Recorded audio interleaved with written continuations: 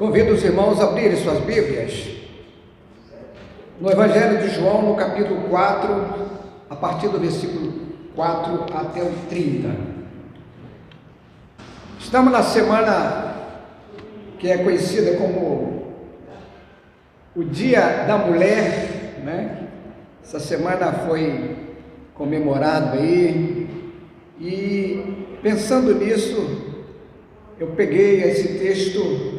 Creio eu que é um texto onde Jesus ele valorizou a mulher, porque na época era um problema, né? O tratamento que era dado às mulheres, mas Jesus ele as valorizou. Capítulo 4 do Evangelho de João, versículo 4, na minha versão, diz assim: e era-lhe necessário passar pela região de Samaria. Assim, Jesus chegou a uma cidade samaritana chamada Sicar, perto das terras que Jacó tinha dado a seu filho José. Ali ficava o poço de Jacó. Cansado da viagem, Jesus sentou-se junto ao poço. Era por volta do meio-dia. Nisso veio uma mulher samaritana tirar água. Jesus lhes disse: dê-me um pouco de água, pois os seus discípulos tinham ido à cidade comprar alimentos. Então a mulher samaritana perguntou a Jesus: como, sendo o Senhor um judeu, pede água a mim, que sou mulher samaritana? Ela disse isso porque os judeus não se dão com os samaritanos. Jesus respondeu: se você conhecesse o dom de Deus e quem é que está lhe pedindo água para beber, você pediria e ele lhe daria água viva. Ao que a mulher respondeu: o Senhor não tem nem balde e o poço é fundo. De onde vai conseguir essa água viva? Por acaso o Senhor é maior do que Jacó, o nosso pai, que nos deu o poço do qual ele mesmo bebeu, assim como os seus filhos e o seu gado? Jesus respondeu: quem beber dessa água voltará a ter sede, mas aquele que beber da água que eu lhe der nunca mais terá sede. Pelo contrário, a água que eu lhe der será nele uma fonte a jorrar para a vida eterna. A mulher lhe disse: Senhor, quero que me dê essa água, para que eu não mais venha a ter sede, nem precise vir aqui buscá-la. Jesus disse: vá, chame o seu marido e volte aqui. Ao que a mulher respondeu: não tenho marido. Então Jesus disse: você tem razão ao dizer que não tem marido, porque já teve 5 e esse que agora tem não é seu marido. O que você disse é verdade. A mulher então lhe disse: agora sei que o Senhor é um profeta. Nossos pais adoravam neste monte, mas vocês dizem que em Jerusalém é o lugar onde se deve adorar. Jesus respondeu: mulher, acredite no que digo. Vem a hora em que nem neste monte, nem em Jerusalém vocês adorarão o Pai. Vocês adoram o que não conhecem. Nós adoramos o que conhecemos, porque a salvação vem dos judeus. Mas vem a hora, e já chegou, em que os verdadeiros adoradores adorarão o Pai em espírito e em verdade, porque são esses que o Pai procura para seus adoradores. Deus é espírito, e é necessário que os seus adoradores o adorem em espírito e em verdade. A mulher respondeu: eu sei que virá o Messias, chamado Cristo. Quando ele vier, nos anunciará todas as coisas. Então Jesus disse: eu sou o Messias, eu que estou falando com você. Naquele momento, chegaram os discípulos de Jesus e se admiraram ao vê-lo falando com a mulher. Mas nenhum deles perguntou: o que você está querendo? Ou por que o Senhor está falando com ela? Quando a mulher deixou o seu cântaro, foi à cidade e disse ao povo: venham comigo e vejam o homem que me disse tudo o que eu já fiz. Não seria ele, por acaso, o Cristo? Então saíram da cidade e foram até onde Jesus estava. Enquanto isso, os discípulos pediam a Jesus, dizendo: mestre, coma. Mas ele lhes disse: tenho para comer uma comida que vocês não conhecem. Então os discípulos começaram a dizer entre si: será que alguém lhe trouxe algo para comer? Jesus lhes declarou: a minha comida consiste em fazer a vontade daquele que me enviou e realizar a sua obra. Estava previsto ler até o 30, mas esse texto é tão maravilhoso que eu continuei. Esse texto aqui, meus irmãos, eu gostaria que vocês continuassem com as suas Bíblias abertas. Esse é um daqueles textos fundamentais que falam muito, esclarece muito a respeito de quem era Jesus. Esse texto é, assim, muito explicativo para mostrar qual a personalidade, a pessoa de Jesus, seu ministério e também a maneira que Jesus valorizava as pessoas de um modo geral. Ele não fazia acepção de pessoas, ele tratava todos com muito respeito, homens e mulheres. Então, Jesus também não fazia nenhuma classificação de raça. Essa raça é melhor ou pior do que aquela. Não, Jesus olha e olhava e olha para as pessoas de um modo geral, ele vê o nosso coração. Então, todas as pessoas precisam conhecer isso. Todos os povos deviam debruçar e procurar saber quem é Jesus de fato e verdade. Conforme Atos 1, versículo 8, tanto em Jerusalém como em toda a Judéia e Samaria, até os confins da terra, a mensagem de Jesus ela é para todos os povos, é abrangente.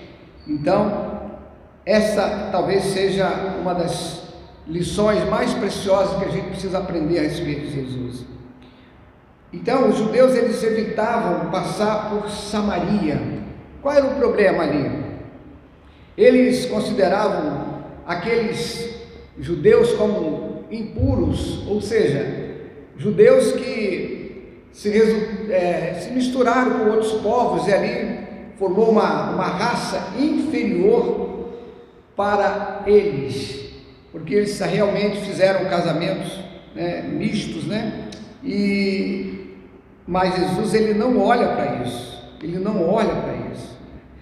A gente precisa entender isso, essa forte hostilidade que havia entre os judeus e os samaritanos nos dias de Jesus ele quebra essa rivalidade.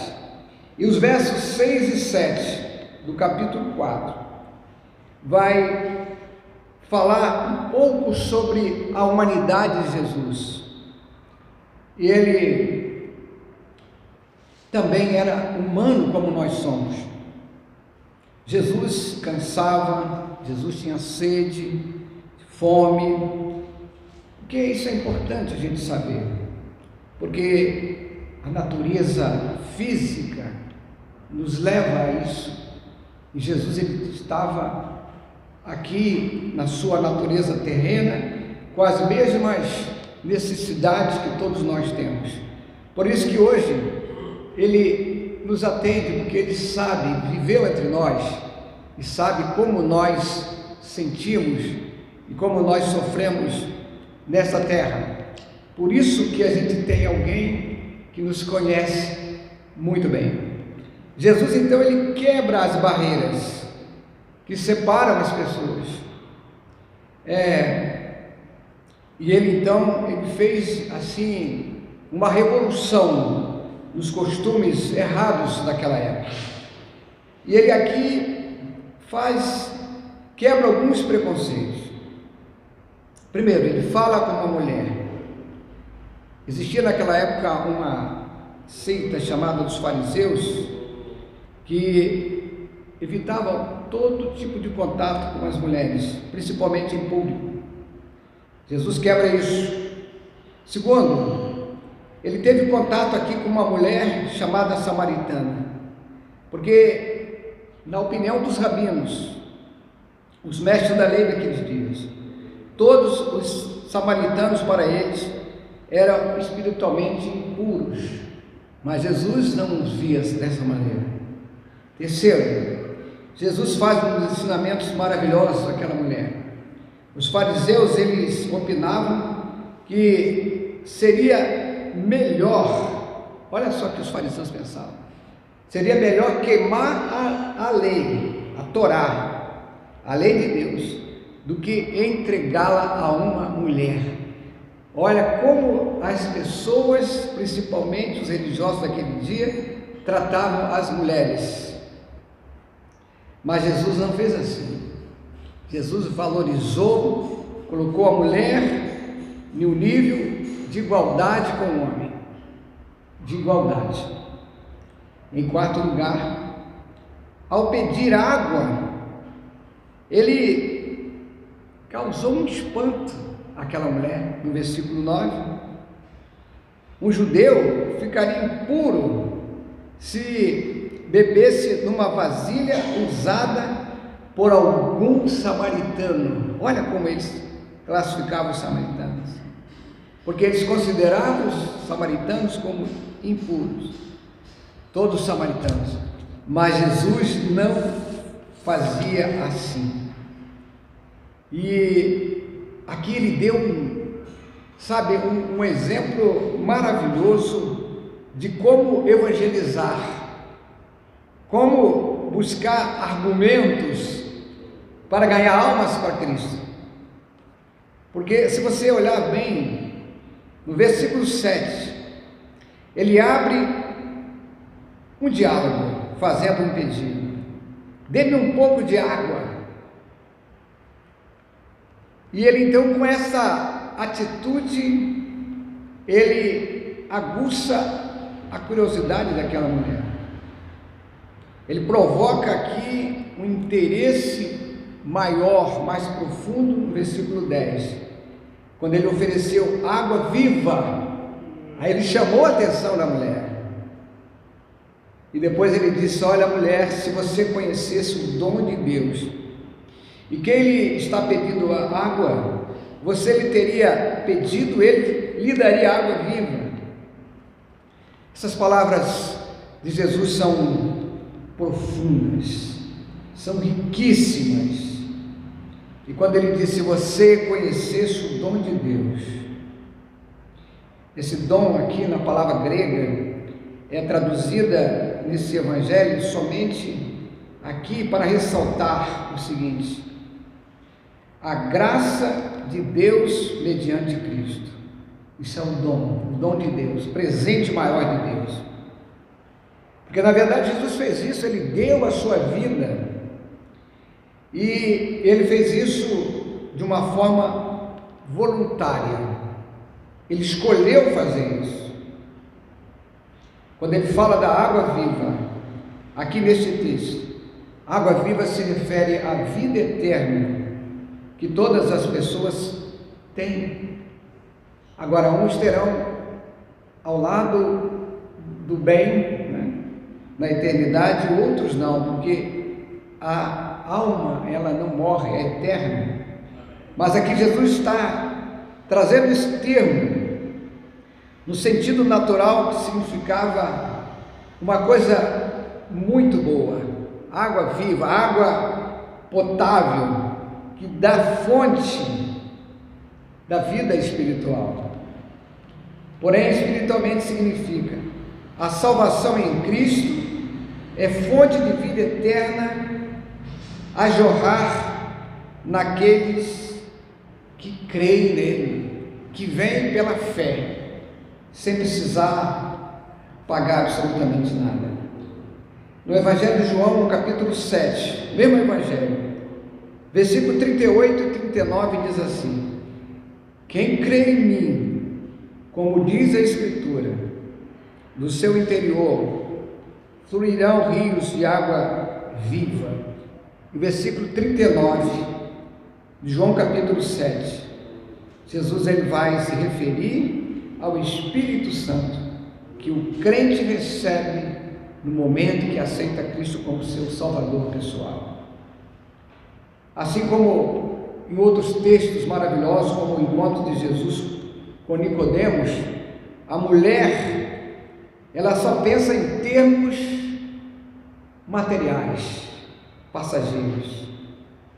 Quando ela pede aqui no versículo 15, Senhor, dê-me dessa água, para que eu não tenha mais sede, nem preciso voltar aqui para tirar água. Ela não está pensando na água viva que Jesus estava falando. Sim, ela estava pensando na água que descendenta a sede, humana, terrena. Mas nos versos 16 até o 18, a mulher, ela transforma aqui o interesse em convicção. Ela reconhece que é também pecadora, porque o modo de pensar começou a mudar imediatamente, e ela só pôde perceber quando Jesus mexeu no seu problema, na sua ferida, que era muito difícil.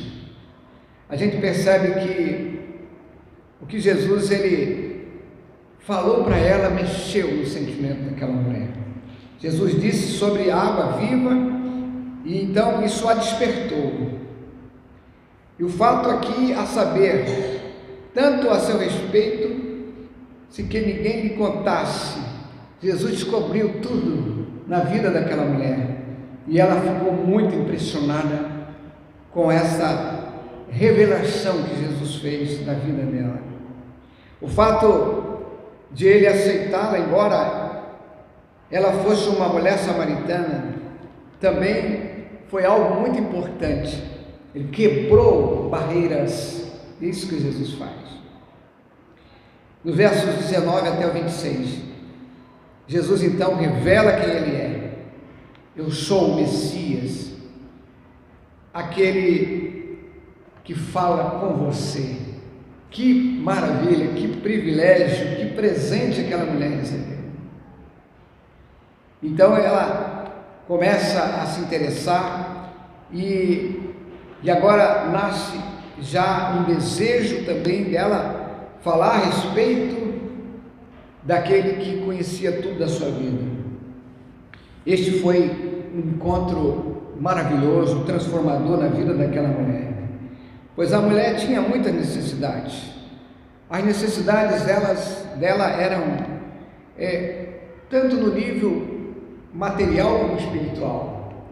Ela necessitava muito daquele encontro de Jesus. Aquela mulher tinha dificuldade em relacionamento com as pessoas dos seus dias. Quando a gente lê esse texto aqui, e a gente vai perguntar por que uma mulher vai ao meio-dia em um poço tirar água,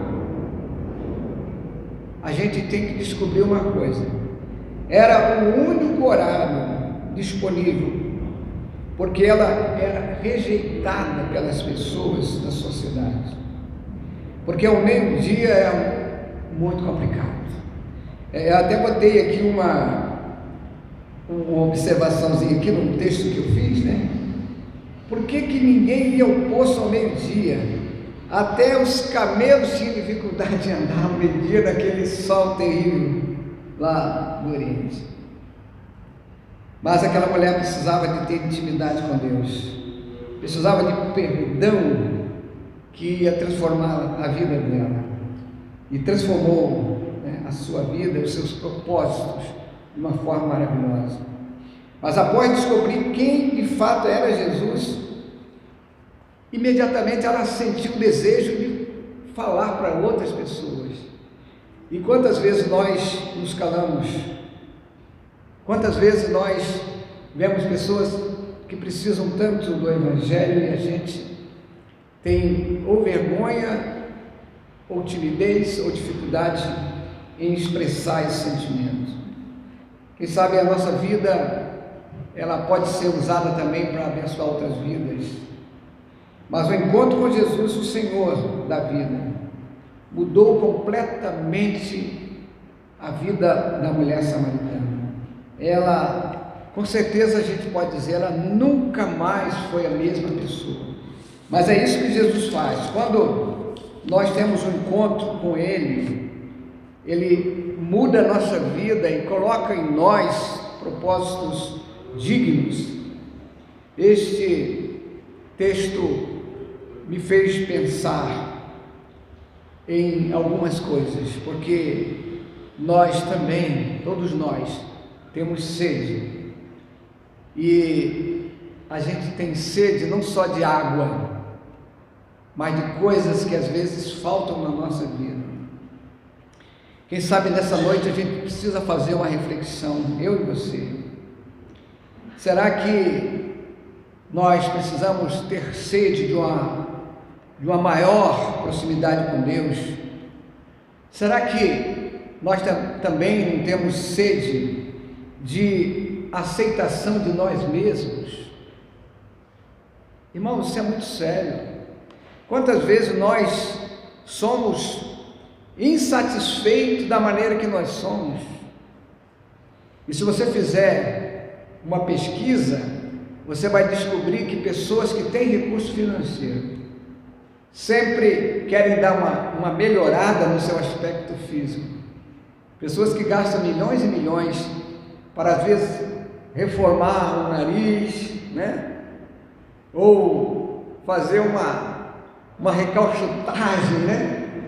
Mas, se você for observar pesquisas feitas nesta área, foi feita nos Estados Unidos uma pesquisa interessante, e foi descoberto que aquelas pessoas mais cobiçadas, os astros e atrizes, né, de cinema, estrelas de cinema, que as pessoas admiravam como as pessoas mais lindas, mais belas, não estavam satisfeitos com a sua estética e gastavam muito dinheiro para melhorar aquilo que as pessoas já achavam que estava 100%.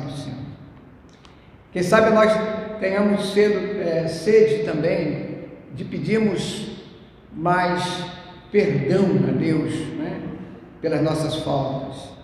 Quem sabe nós também precisamos ter uma condição de maior entendimento do propósito da nossa vida.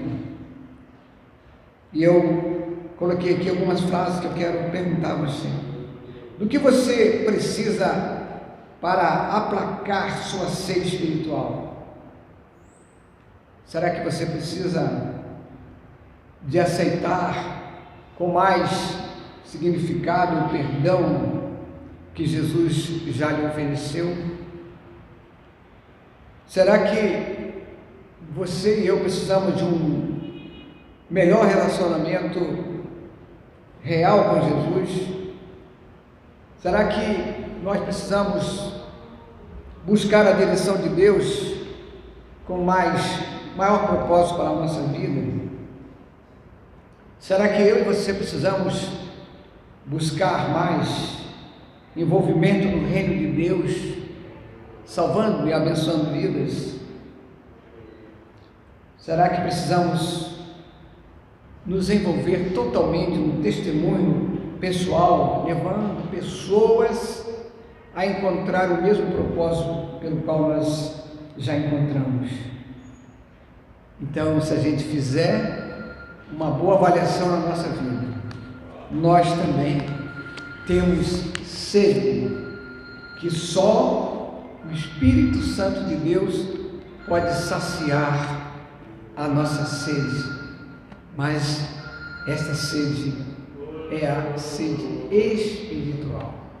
Que Deus possa nos abençoar nesta noite e nos dar uma compreensão mais objetiva, mais ampla para a nossa vida. Você gostaria, nessa hora, de se colocar de pé, que eu quero orar por você? Eu creio que nesta noite aqui, e aqueles que vão ouvir esta palavra, se nós pararmos, fizermos uma avaliação, a gente vai estar em uma condição idêntica àquela mulher, muitas vezes vivendo, mas sendo necessário a gente buscar um encontro com aquele que nos ama profundamente. Pai, em nome de Jesus, nós aqui, nesta noite, queremos pedir, Senhor, que o Senhor tenha misericórdia de nós, nos faça compreender, Senhor, aquilo que é melhor para nossas vidas, e que possamos, Senhor, perceber como é importante nós termos essa consciência de que às vezes estamos vivendo, até mesmo dentro da igreja, em uma religiosidade como aquela mulher vivia, mas muitas vezes longe da vontade de Deus. Mas o Senhor Jesus, nesta noite, através do Santo Espírito, Ele quer nos colocar nesse nível especial que esse texto fala, de verdadeiros adoradores que o Pai procura, e somente assim nós vamos estar completamente envolvidos no Teu reino, seja na igreja local, por onde nós andarmos. Nós queremos pedir isso, Pai, em nome de Jesus. Amém e amém.